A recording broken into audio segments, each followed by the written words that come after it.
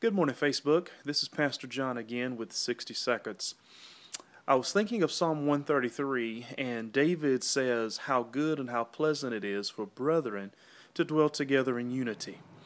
You know, in the Old Testament, there were multiple times in which the nation as a whole would gather together in unity.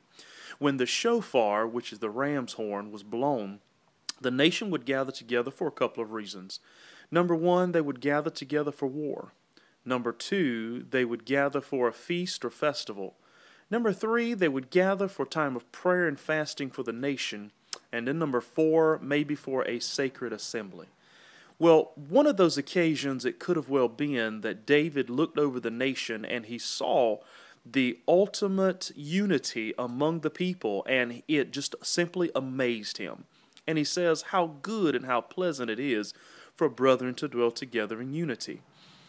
But he reveals to us that there's an anointing that comes together with unity, because he describes Aaron's anointing as the high priest of Israel, how the anointing oil flowed from the crown of his head to the soles of his feet.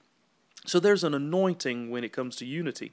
There's also provision, because David speaks of the dew that flows down Mount Hermon, and it provides provision for everything in its path. And so there is anointing, there is provision, but there's also a blessing.